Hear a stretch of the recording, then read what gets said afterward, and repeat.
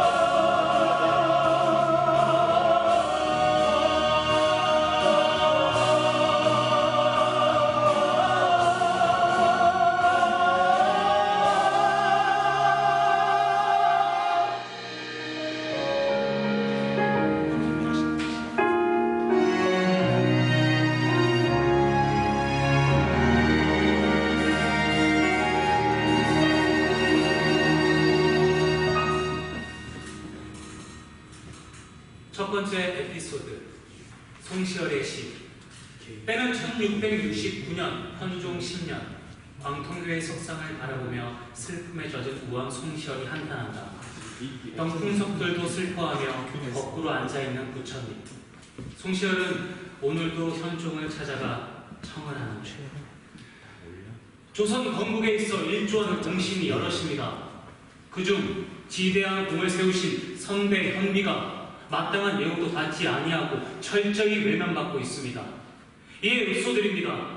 본가는 곡산, 상삼부원군 강윤성의 딸로 태어나 태조 고왕제의 첫 번째 왕비였던 신덕 조왕후의 보기를 간청드리옵니다. 병의 뜻은 알겠으나 근 300년이 다 됩니다. 이 나라 조선 건국에서 공적도 쌓였지만 그만큼 무수히 많은 피를 흘렸다.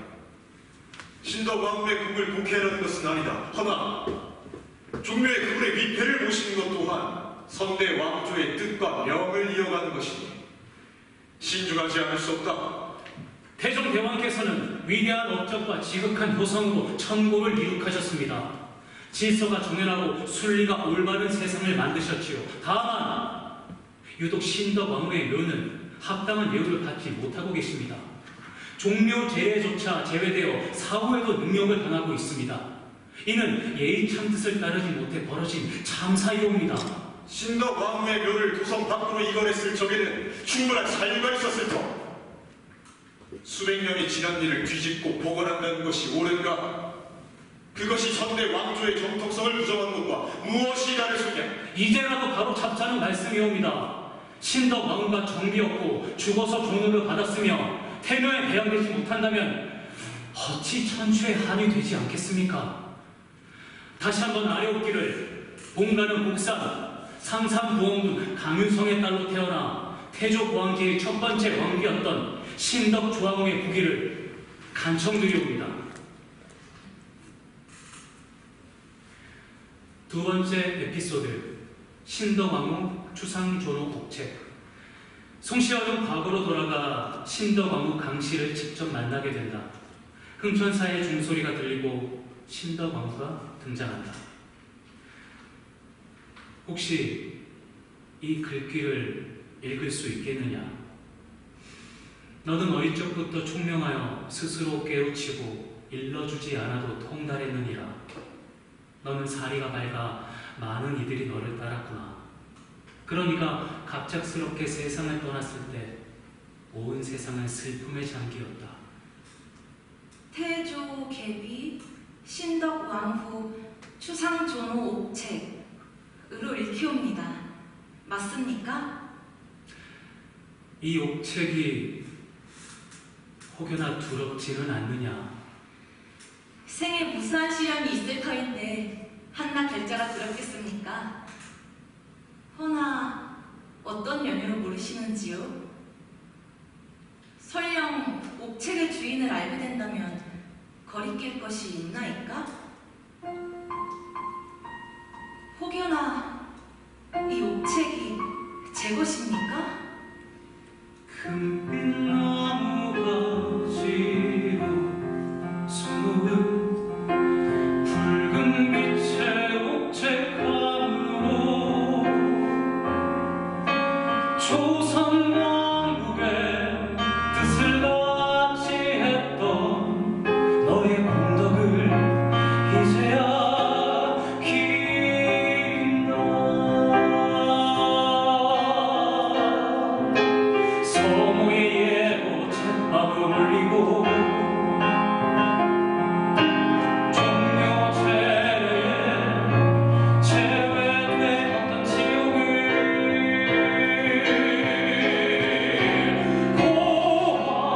고왕후라는 종으로 덮을 수 있겠냐마는 광통교에 아무렇게나 쌓아 올려진 무덤의 병풍석이 아무리 아름답다 한들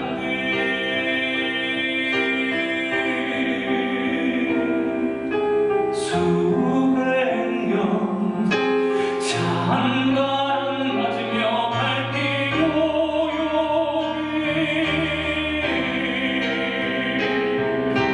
잠재울 수 있으리요.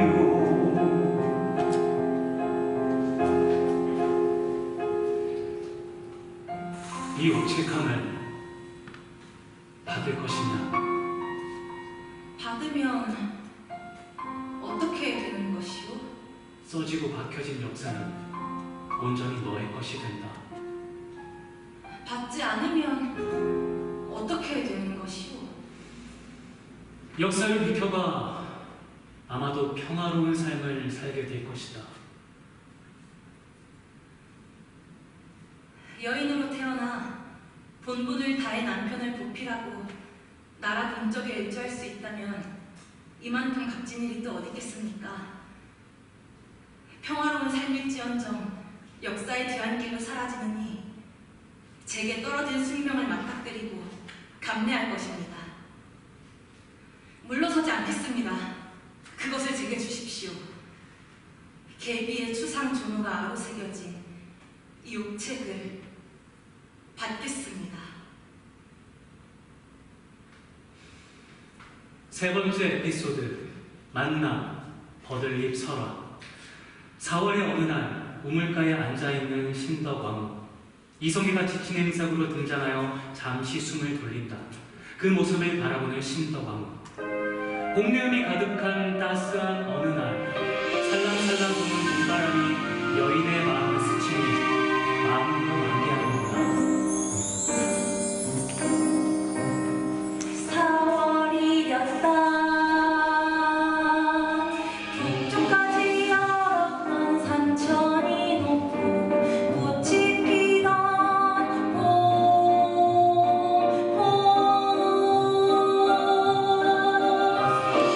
봄이었다.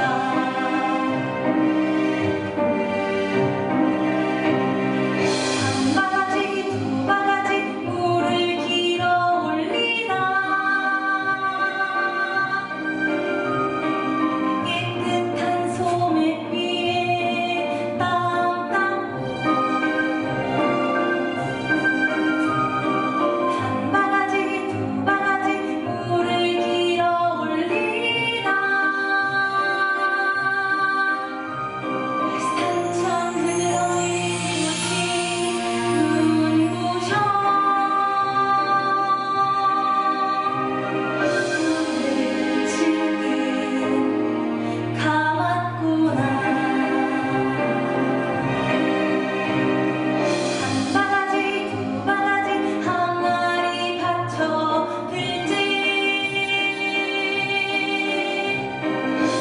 내도 몰랐던 그 사람을 만나.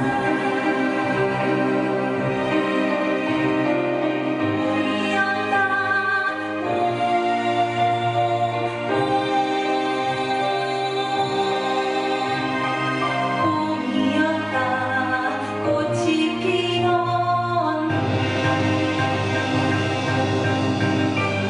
내바람 부는 전쟁에도 눈 한 번 깜빡이지 않는 키도 크고 넉넉하게 잘생긴 사람. 천하를 호령하는 장군일세. 사냥이 나왔을까? 과거를 부러워하는 길일까? 뭐가 저리 급해? 숨을 몰아쉬나.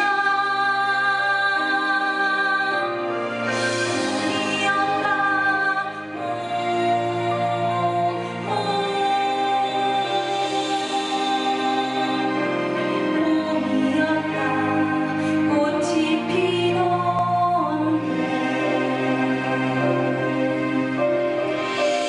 봄에 몰랐던 그 사람을 만나.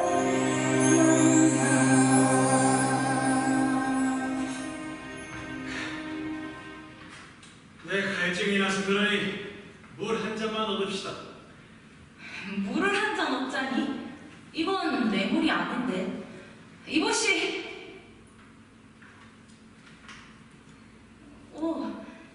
우물에 무슨 니건 내 것이 있겠소. 요긴한 사람이 요긴하게 쓰라고 만든 것이오. 나도 이물기로 밥 짓고 빨래하고 뒷집 앞집 모두 이물기로 밥하잖소. 어찌하여 내게 부탁하시오? 그리고 왜 다른 이도 아닌 하필 내게 부탁하시오? 라고 말을 해볼까? 혹여 말 많은 여인이라 기피하실까? 두려운 마음은 왜 들었는지 그냥 항아리에 물 담듯 한 바가지 부서 쑥 내밀다 생각하니 이 사람 스물을떡이지 않겠나? 이보시오. 생명부지의 사람에게 쓴 처녀의 인심은 잘 알겠소만 이 무슨 님이오? 오해하는 것은 아니나 이 바가지에 뜬 이 잎사귀는 무엇에 쓰는 물건이오? 내 다른 것은 다 알아도 이것은 모르겠으니 이렇게 묻는다오. 숨이 고르지 않을 때 먹는 물은 허파로 들어가 체하기 일쑤입니다. 이 작은 이파리를 풀어 몰아친 숨을 조금씩 밖으로 보내면서 천천히 마시고. 어찌 이런 지혜를 지녔을꼬. 참으로 현명한 여인이로다. 내 그대가 알려준 대로 잘 마시겠소.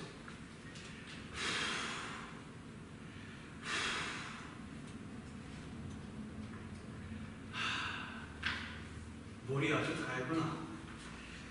냉수 한 사발도 이 잎사귀 한 자락을 띄운 까닭으로 아주 달게 마시게 되니 신기한 일이오. 이렇게 말이오. 그렇게 말입니다. 이렇게 말이오. 아니 몰라요. 저 날아가옵니다. 자꾸 날아가는구나. 후. 아이 그만하시오. 알겠어. 그래 그만하겠어. 네 번째 에피소드, 왜구의 출몰. 고려의 충정왕 2년, 이때부터 왜구들이 여러 무리들로 나뉘어 고려의 연안과 도서 지역을 휩쓸고 다녔으니 고려사절료에는 당시 참극을 이렇게 기록하더라. 왜적이 진포에서 패한 뒤로는 이곳저곳을 휩쓸며 살육과 약탈을 일삼았다. 그 기세가 더 올라 삼도 연해의 땅은 쓸쓸하게 텅 비었도다. 외람이 있은 이래로 이 같은 참혹한 일은 없었으니 그때 이성계는 함경도에서 법과 술을 마시고 있었겠다. 신덕왕후는 급하게 편지를 보내는데 한 가지 바라는 것이 있다면 벗과 마시는 술이 달지 않거든 속히 개경으로 발걸음해주세요. 몸이 좋질 않습니다. 나약해진 아주자의 간청에 돌아설 사내의 마음이 아닌 것을 압니다. 당신 입을 적시는 술 한 잔 있으시걸랑 그때는 기다리는 정인의 마음이라 여기시고 속히 개경으로 돌아와주세요. 좀처럼 투정하는 법 없는 사람이 무슨 일이오? 무슨 변고가 있는 것이오? 아니면 집안에 어떤 우환이라도 있는 것이오? 충정왕 2년이 지나서부터 왜구들의 도적질이 극에 달했으니 급기야 내륙 지역까지 올라와 수도인 개경 근처까지 올라갔더라. 가는 곳마다 약탈하고 살인과 방화를 저질러 온 나라가 끔찍한 아수라장이니 우왕 때는 한 달에 2~3차례씩 왜구가 쳐들어와 한해 지은 미국을 전부 빼앗고 닥치는 대로 포로로 잡아 노예살이를 시키거늘 고려 백성의 삶은 처참하게 망가졌으며 그로 인해 민심은 크게 동요하였겠다. 이때 이성계가 군사를 이끌고 운봉에 다다른 것이다. 왜구는 금방을 불사른 뒤 장차 금성 전남 단양에서 말을 어겨 북으로 올라가겠다라고 호언하고 있었으니 모두 들어라! 외병들의 침략과 횡포로 우리 백성들의 삶이 피폐해졌다. 한 명의 외병도 살려버리지 말고 있어! 일지태의 전장 겁이 난 사람들 물러나라. 나는 적과 싸우다가 죽겠다. 우리는 고려의 장수들이다. 일지태의 전장 지금 자 나무라지 않을 것이다. 겁이 나는 사람들 물러나라. 우리는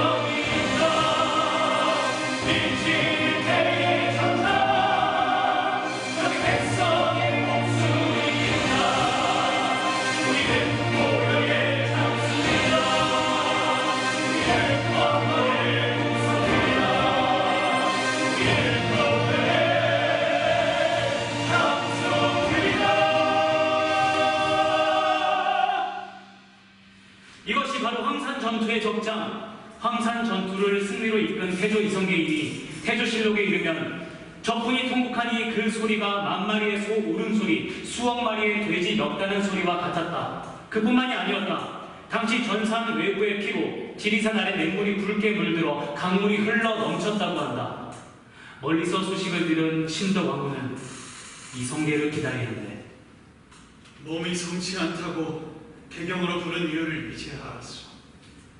날카나는 자의 투정이라 생각하지는 않았소만 어인일인가 하였소. 백석의 참혹한 산, 도묘한 민심 앞에 눈 감은 것은 아니었소. 부끄럽소. 집안에 있는 당신의 눈은 어찌 그 먼 곳을 바라볼 수 있소. 모든 게 당신의 해안 덕분이오. 고려에 들어온 외부의 신음들을 파악하게 되었소. 당신의 목소리 덕분이오. 법과 술 한 잔에 주저앉은 사내에게 다시 장군의 기계를 불러 넣어주었소. 5번째 에피소드 그리운 당신.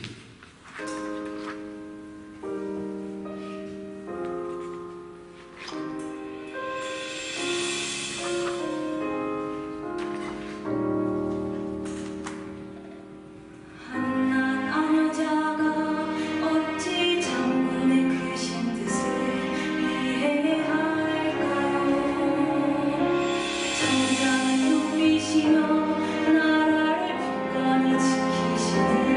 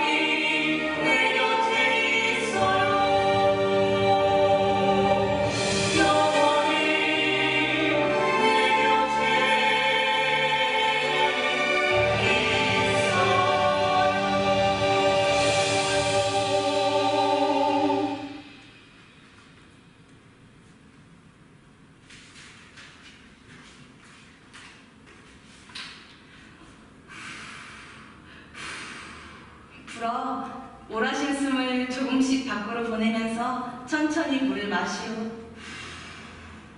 이렇게 말이오. 6번째 에피소드, 시대를 개혁하고자 했던 당금지계의 동지 정도전. 1383년 개국 공신이자 동거궁의 설계자 삼봉 정도전, 함흥 동국면의 이성계를 찾아가 시를 한 수 지어 바치는데 그 구절이 처연하다. 아득한 세월의 한 그루 소나무, 푸른 산 몇만겹 속에 자라는구나. 잘 있다가 다른 해에 만나볼 수 있을까? 인간을 굽어보며 묵은 자취를 남겼구나. 하나 물어봅시다. 한나라 고조 유방이 장량을 등용하여 나라를 지켰다고 생각하오, 장량이 한고조를 이용하여 진나라에 보복한 것이라 생각하오. 황후를 물리치고 천하를 통일한 장량이 되고 싶소. 임금이 신하를 발탁하려는 이유는 어디에 있어? 장량처럼 임금이 될 자를 잘 살필 상봉에게도 있어. 함은 동북면의 이 첩첩산중까지 내 스스로 걸어 들어왔소이다. 상봉, 선왕이 죽고 9년이나 더던 당신에게서 남다른 기계가 느껴지는구만. 다시 호방의 기운이 들어찬 모양이구려. 세상을 살펴보시오. 눈을 열고 하늘로 나가보시오. 까맣게 타들어가 나이들의 입술을 보시오. 불빛 찾아에는 어미들의 한숨소리 들으시오. 멀쩡한 사내들은 모두 전쟁터로 나가고 주려 울고 싶은 아이들의 울음소리뿐. 저 세상을 이미 참아오. 저 세상을 이미 참아오. 나는 임금을 버리고 백성을 택하려 하고 무능하고 부패한 왕실. 나는 권력을 버리고 백성을 택하려 하고 임금을 버리고 백성을 택하라. 무능하고 부패한 고려 왕실의 고탄에 빠진 백성들의 삶을 상봉보다 잘 들여다보시려고 하고를 말씀. 저 세상을 이리 처참하오. 저 세상을 이리 비참하오. 나는 임금을 버리고 백성을 택하려 하오. 무능하고 부패한 왕실. 나는 권력을 버리고 백성을 택하려 하오. 임금을 버리고 백성을 택하라. 임금을 버리고 백성을 택하라.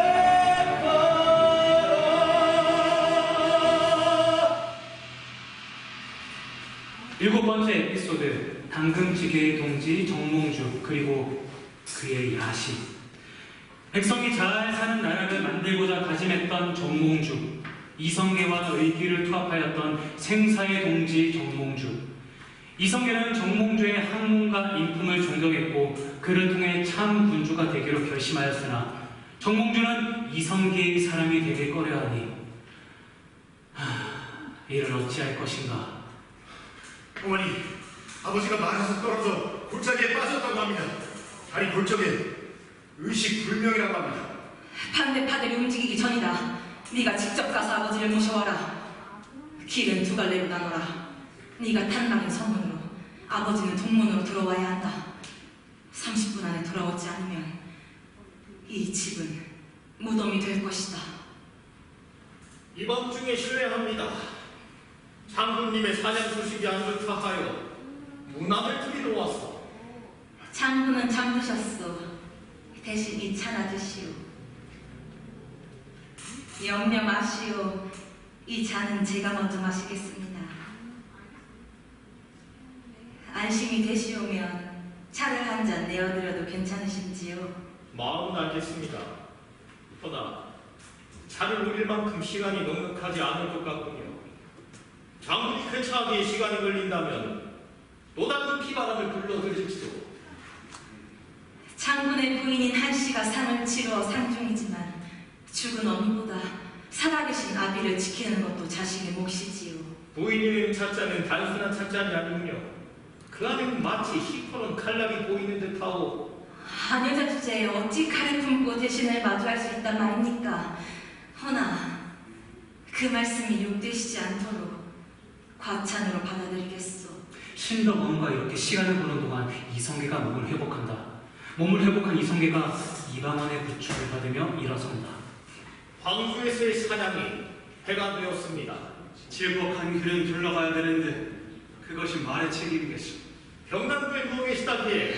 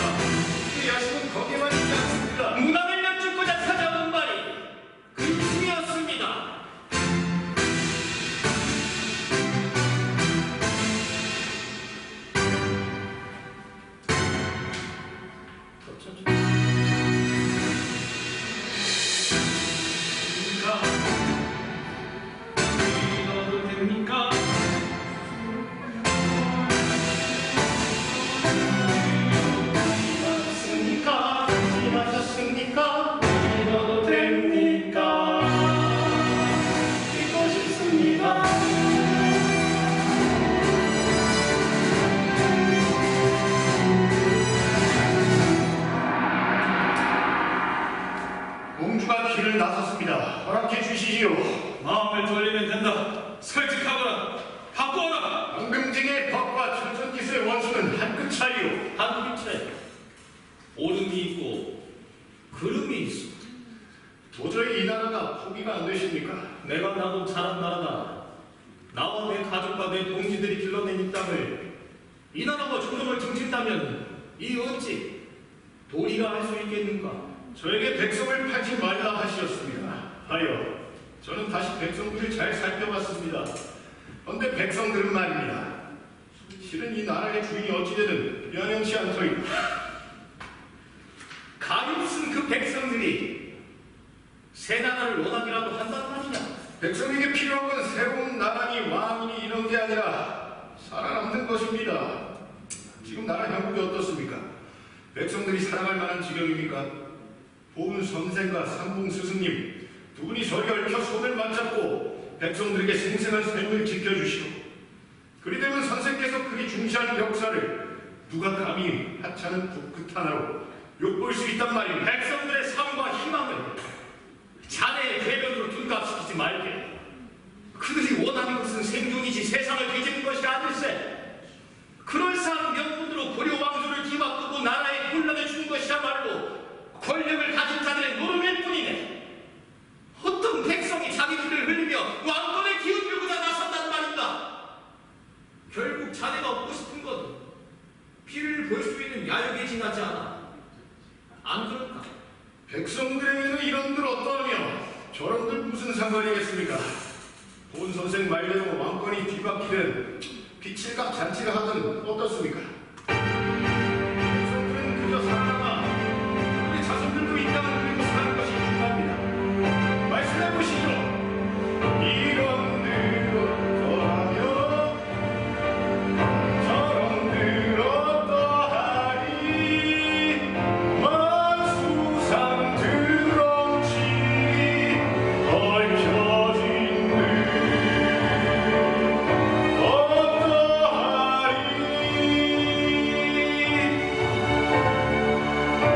우리도 이같이 얽혀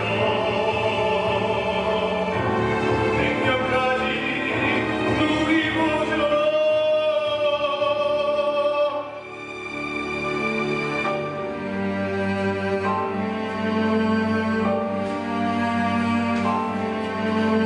이 몸이 죽고 죽어 올해 얹어 죽어 내 몸이 짓고 되어 넋이라고 잊고도 인간한 일편 한심이야 다시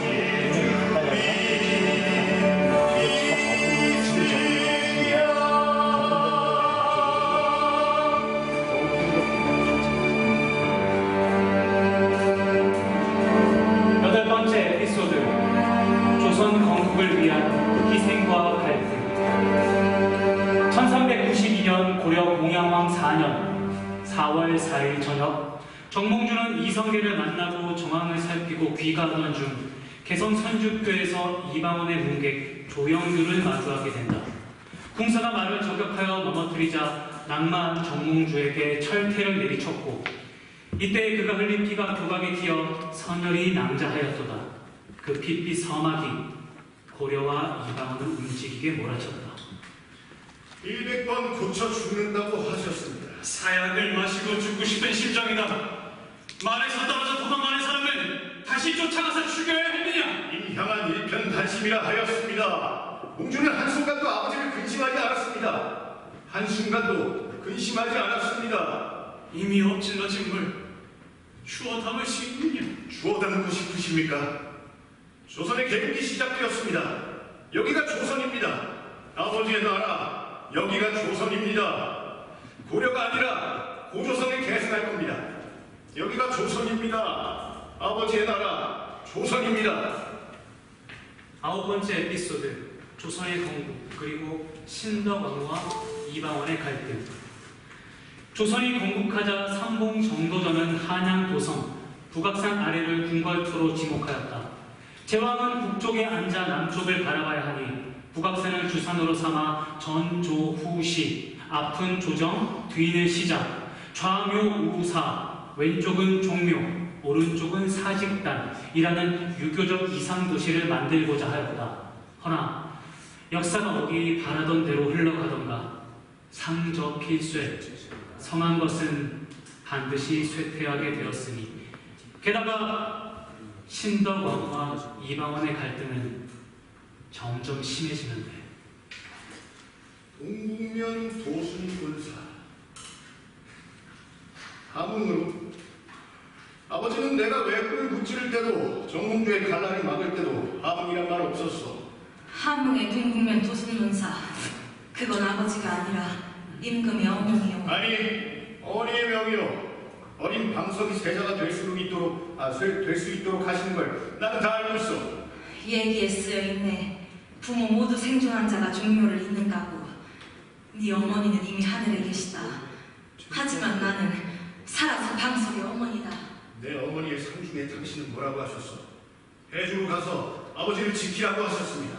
하여 나는 내 목숨을 걸고 아버지를 지켰고 아버지는 임금이 되셨습니다. 고려를 무너뜨린 건 내 칼이요. 방석은 아직 활도 잘 쏠 줄 모르는 어린아이인데 이 칼에 묻은 피를 모시어 정몽주의 피 그리고 외구의 피로 쌓은 공이 유교책 한 줄에 무너진단 말이오. 나라의 법은 피보다 무겁네. 당신은 몰락한 양반집 딸이었다. 신분을 뛰어넘어 왕비가 된 당신이 법을 말하다니. 나는 내가 안다. 신분이 폐하의 사랑 앞에 무너지는 것을. 네 어머니 한씨는 그 사랑을 얻지 못했다. 어디를 뭘 가지고 하시오? 네가 세자가 안 되는 진짜 이유는 너무 강해서다. 폐하가 두려워하신다. 언젠가 네 칼날 자신을 겨눌까. 기억하시오 왕비마마. 피는 법보다 오래간다.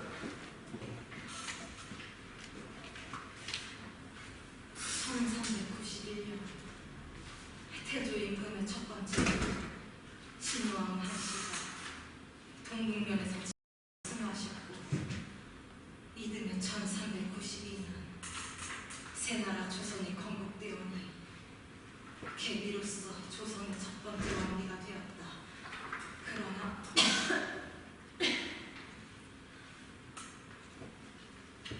내가 언제 버들잎을 삼켰는가. 연약한 잎사귀가 칼날처럼 목을 베어 핏물이 묻어나는구나.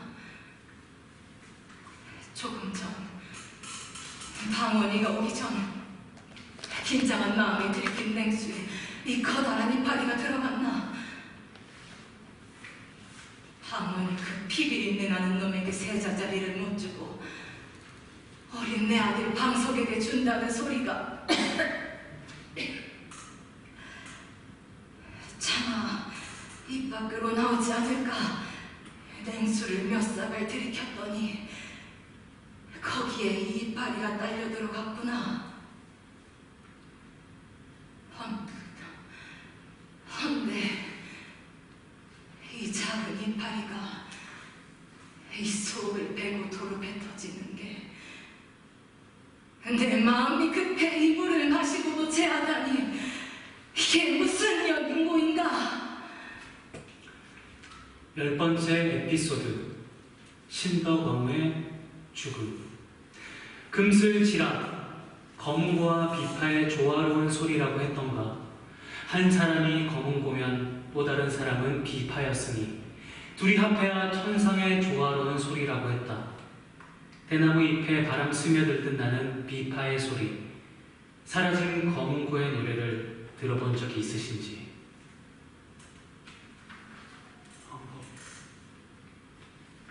내가 그대 없이 어떻게 살아가겠소? 제발 나를 떠나지 말아주시오. 제가 일전에 방언을 만나 세자 자리를 넘보지 말라 엄포한 적이 있습니다. 피비린내 나는 방언이 앞에서도 굳건히 하기 위해 냉수를 몇 잔이나 들이켰소. 그 바람을 체해버렸고 버들잎 한 줄기를 띄어 마시고도 그 잎은 보지 못해 삼켜버렸죠. 그 이파리는 제 목구멍을 핥히고 토해졌습니다. 그런 마음이 들었습니다. 혹시 방석이를 세자 자리에 앉으려고 하는 저의 마음이 욕심인 겁니까? 아니요. 방석이가 세자가 되게 하겠어요. 전하, 제가 마지막으로 드릴 말씀이 있습니다. 말씀하시오, 왕후. 내가 다 들을 것이오. 조선은 당신의 꿈이요, 당신의 사랑입니다.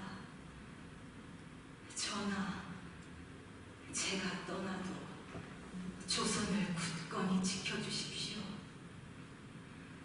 그리고 우리 아이들을 지켜주세요. 우리 방석이가 무사히 책봉되어 전하의 명맥을 이어갈 수 있도록 조선의 미래요, 조선의 희망입니다. 그대의 말을 잊지 않겠소. 하지만 그대 없이 내가 어떻게 살아가겠소? 전하, 당신은 강한 분이십니다. 제가 떠나도 조선을 잘 이끌어 나가실 것입니다. 그리고 언젠가 우리는 다시 만날 것입니다. 전하, 제발 저를 잊지 마십시오. 그리고 조선을 사랑해 주십시오. 그대를 잊지 않겠소. 영원히 그대를 사랑하겠소.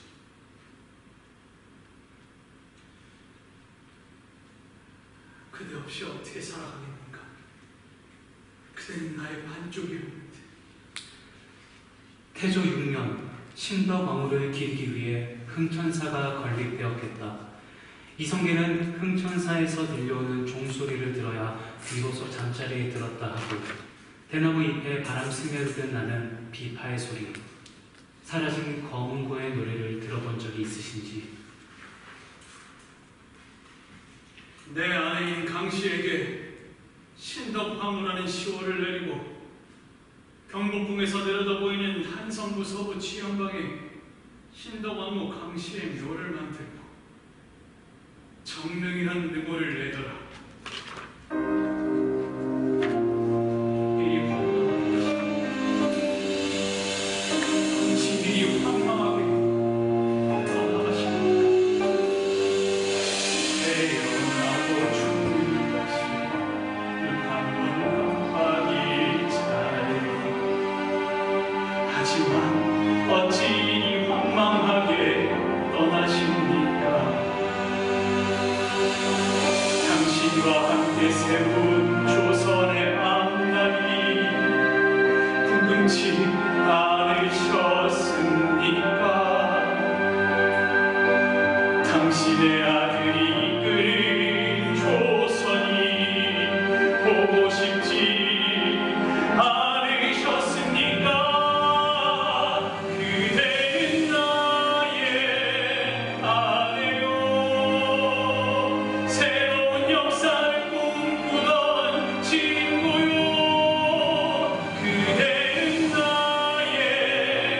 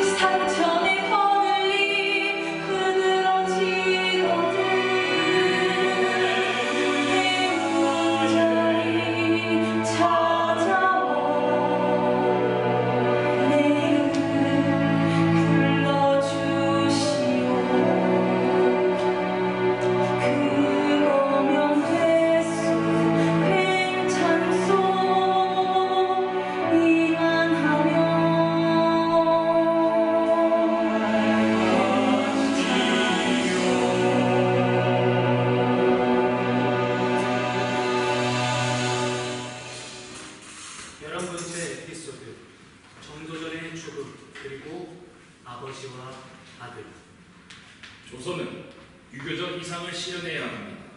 백성의 복지와 교육이 이 나라의 근본이 되어야 합니다. 삼봉 선생, 당신의 이상은 아름답지만 현실과는 거리가 멉니다. 나라를 지키려면 강력한 군사와 권력이 필요합니다. 당신의 이상주의는 나라를 망칠 뿐입니다. 조선은 백성의 나라여야 합니다. 권력은 백성을 위해 사용되어야 합니다. 삼봉 선생, 현실은 그렇지 않습니다. 당신의 권력 투쟁은 나라를 망칠 뿐이요. 나는 당신의 계략에 넘어가지 않을 것입니다. 이방원, 당신의 계략은 결국 나라를 망칠 것이다. 나는 조선을 사랑합니다. 삼봉 정도전, 당신의 시대는 끝났습니다. 이제는 내가 이 나라를 이끌어 나갈 겁니다. 이방원 내 이놈!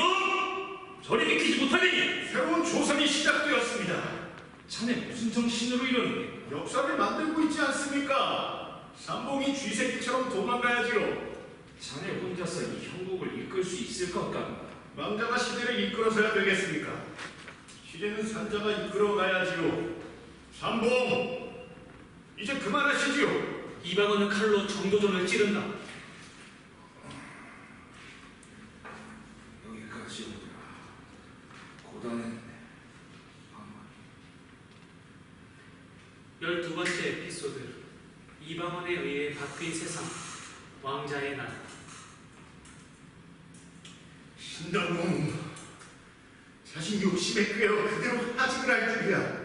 신덕왕후라는 호칭도 아깝다. 개비로서 조선의 첫 왕비가 되어 본처인 신의왕후를 욕보인 죄, 그리고 이 조선을 만든 이방원이를 모욕한 죄, 그 죄가 씻길 것 같으냐? 칼을 들어라! 의안대군을 포함한 신덕왕후의 아들들은 모두 제거할 거다. 신덕왕후의 사위 이제도 이 칼로 베었으니 딸인 경신공주는 여승으로 출가하면 목숨만은 부지할 것이다. 네가 감히 네가 어찌 이럴 수 있느냐? 내가 세운 나라냐? 네 놈이 어찌 왕의 내 꿈을 꿀 수 있었느냐? 남의 외국들과 싸워 세운 내 나라냐? 네 놈이 어찌 왕의 내 꿈을 꿀 수 있었느냐? 내 꿈도 내 백성과 함께 세운 내 나라냐?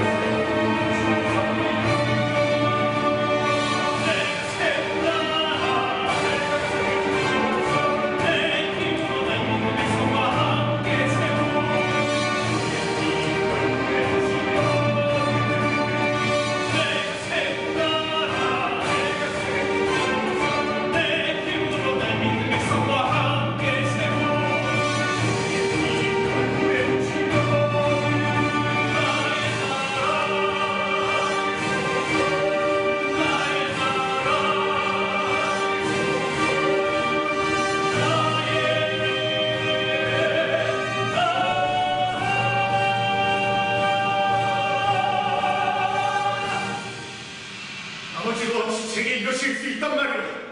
어찌 제 공을 몰라주시고 신덕왕만 높이 사시오. 아버님의 정치적 동반자가 신덕왕일 수는 있으나 아버님이 이 나라를 건국하시는 데는 저 이방원이 그 핏물이 흐르는 강을 길을 트지 않았습니까? 내 이놈! 방석이는 내 아들고 네 동생이다. 그래서 이 어린 아이에게 그 무거운 왕자를 넘기시려고 하셨습니까? 자, 이 어린 아이를 죽인 것은 제가 아니라 아버지와 어머니입니다. 왕과 왕비께서 이 어린 세자를 죽음으로 내모신 겁니다. 이방원은 피칠각을 한 채로 다시 칼을 치켜들고 왕자의 난을 버리러 간다. 13번째 에피소드. 신덕왕후의 환영. 방석아, 내 아들아,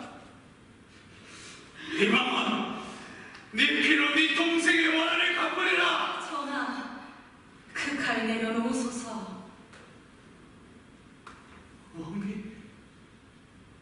당신이 어떻게?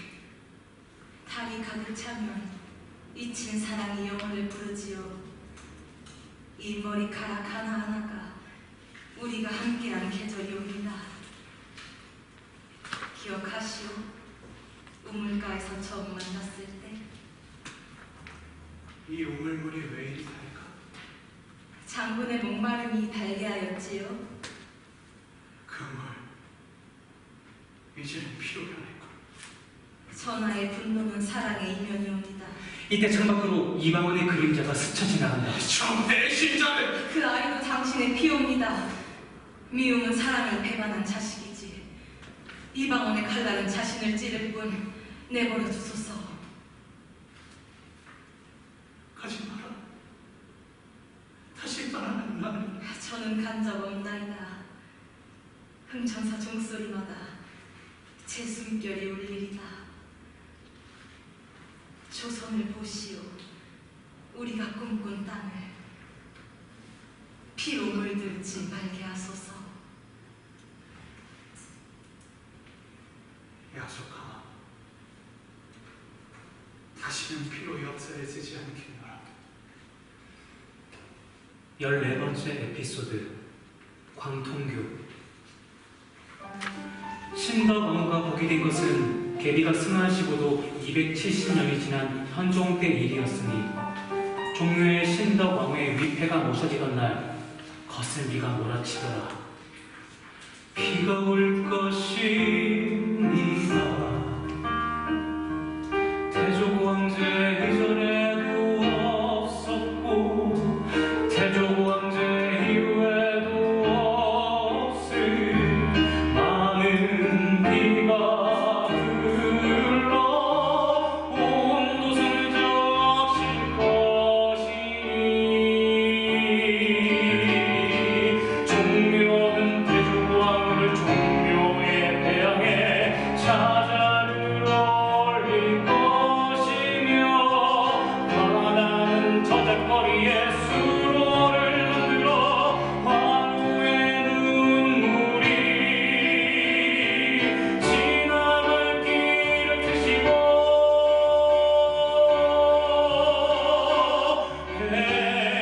백성들은 황후의 고귀한 눈물을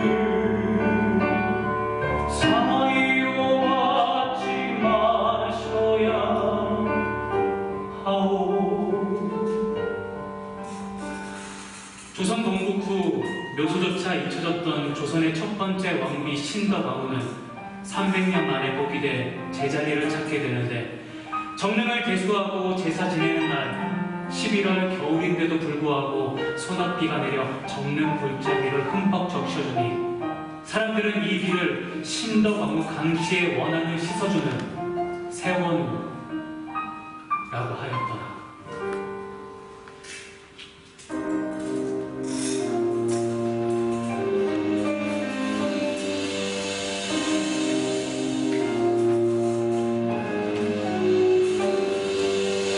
태어나고 죽는 것이 눈 한 번 깜빡이 잘라. 하지만 어찌 황망하게 떠나십니까? 당신과 함께 세운 조선의 앞날이 궁금지